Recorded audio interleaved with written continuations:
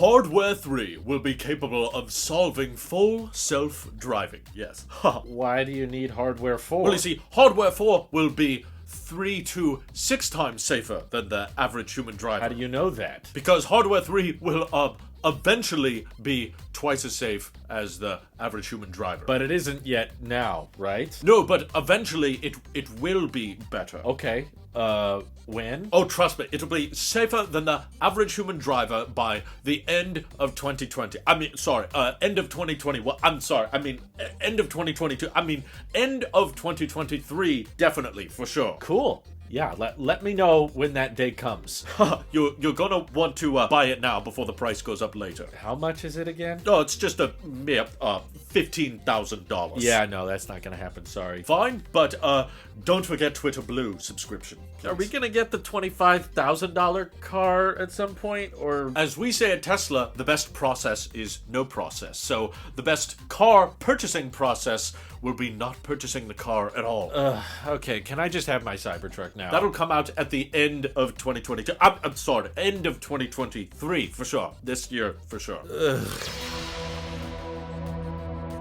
So, Tesla loves periodically having these days, right? These big events where they invite a lot of people, they send out invites, and they kind of hype up, in this case, particularly the investors of the company, because I think the idea of events and the idea of a big announcement will always be more exciting than what the actual announcement is. And even in the moment, I've had a track record of getting very pumped by a lot of announcements, like Battery Day, I thought was an incredible event, and I was very confused why the stock didn't triple that day, because they essentially forecasted how they were going to dominate batteries and how they were going to build more batteries than anybody else. But then reality sunk in over time, and we realized that the Plaid Plus Model S they boasted about never actually ended up happening. And though they boasted about 4680 batteries, they didn't ramp as quickly as we thought. They didn't improve on range. They didn't really improve on cost, at least to the end consumer, as much as Tesla was touting it was going to. So that's why I guess for my Investor Day predictions video, I'm going to remain cautious. I am not going to try to get expectations out of whack here, because I've been excited for many Tesla events in the past, and a lot of the time it's just kind of repeating information that we've already seen before, or reaffirming timelines that we've already heard Elon talk about. And ultimately, especially when it's a big presentation that's live streamed by Tesla themselves, that's when it feels like Elon can't really spill the beans as much as he does in those deep Twitter threads that I report on so frequently, and his deep dive interviews he does with certain YouTube channels or podcast groups. So I guess that's why I don't think at Investor Day it's going to be the big flashing star of the show like so many channels are expecting it to be. I expect it to be fairly analytical, and they'll probably repeat a lot of things we already know. When they announced Investor Day, they confirmed that they would be talking about their most advanced assembly line, which I assume is at Giga Texas, their third generation vehicle platform, and capital allocation, which feels very much like, yeah, a shareholder meeting, which makes sense. It's for investors, right? But what most people are getting excited for is that second point they brought up, the third generation vehicle platform. But the reason I don't think they can get too flashy or too showy about whatever this next vehicle platform is because Tesla is still not quite done figuring out how to make the Model 3 a more desirable product. They've reduced the pricing on it several times, while the Model Y price has continued to increase, and the wait times have gone up for the Model Y because inventory levels are very low for it, whereas the Model 3, yeah, it's kinda petering out, but it's definitely not low, which is why I'm not ruling out the possibility that Model 3 prices could drop further. But if Tesla came forward with a compact or something smaller or cheaper than the Model 3 in any way, they could easily just say, you know, this is the Tesla Model Q, right, or the Model B, and it starts at $25,000, or some people are speculating this is going to be even cheaper than that. It's going to be $20,000 or $18,000. Yeah, okay, if you announce that vehicle at Investor Day on March 1st, who the heck is going to want to buy a Model 3 at that point? Like, all the desirability of the more expensive Teslas is going to go down unless they have some kind of unique advantage to them. With the Model Y, it's probably the longer range, the faster acceleration, and of course all the storage space of being a crossover. But the Model 3 doesn't get as many of those advantages. I think the main reason a lot of people buy the Model 3, including myself, is simply because it's the cheapest Tesla. And yes, it has decent cargo space. space and it can sit 5 people comfortably and all that, but I think Tesla has to be very careful to avoid the Osborne effect when it comes to the 3rd generation vehicle platform, which is why I think they're not calling this the,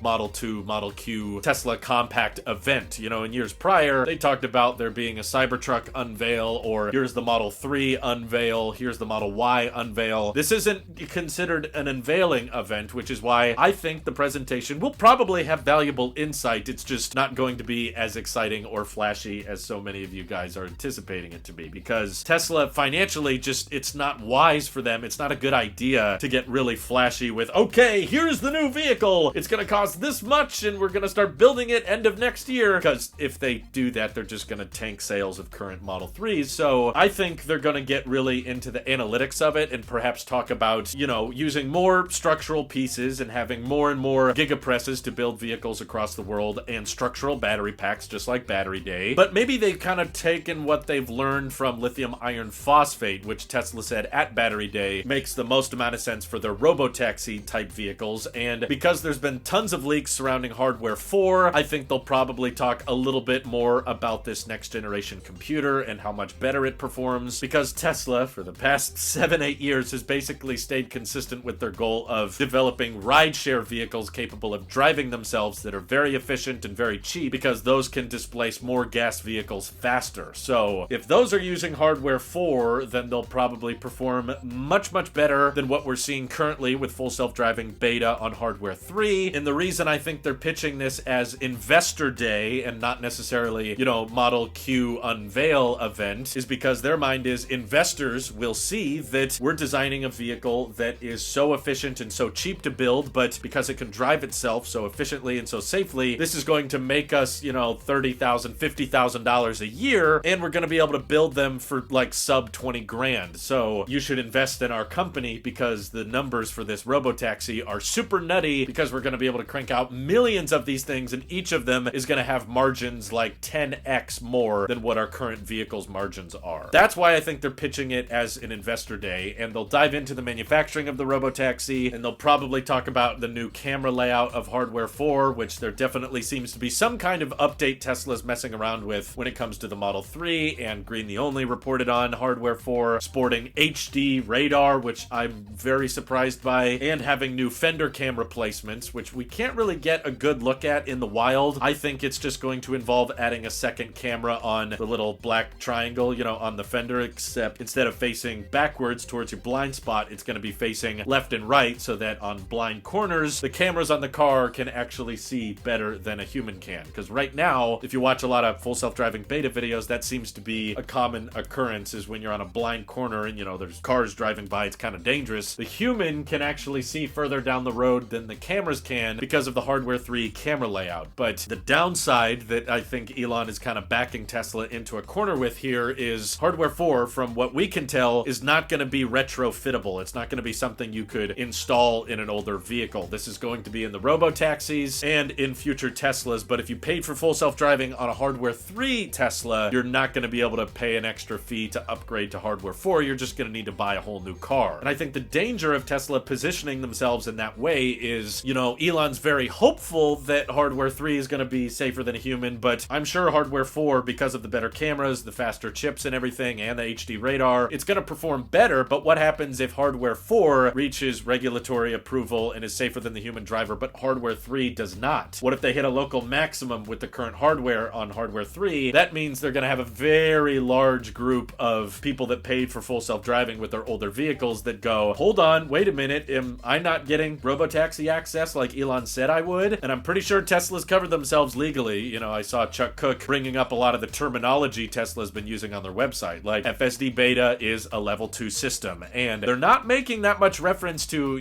eventually we want this vehicle to drive itself, or at this time it's a level 2 system. No, they're just flat out saying it is a level 2 system, and they're saying FSD beta, the way it's performing now, that's pretty much liability-wise as far as it'll go. And I wonder if Tesla will start to prioritize the Hardware 4 computers and vehicles like the RoboTaxi, like the 3rd generation vehicle, and they'll start rolling that out in limited volumes in certain cities, but everyone with Hardware 3 will be like, hey, when do we get the software to do that? And Tesla will say, oh, we're just working on the neural nets. We'll get to you guys later. It's going to take some time, but we're kind of focusing on the capabilities of hardware 4 right now because those vehicles are going to have a lot thicker margins, and of course they're state of the art. So if you don't think Tesla would forget about you and your older hardware, keep in mind they did this exact same thing with the people who bought full self-driving back in 2016. Even though they paid for it and there were new vehicles getting FSD beta, they were getting updates, those people who had full self-driving in the 2016 Model S's and X's, they were waiting around like, when am I gonna get beta? And Tesla was like,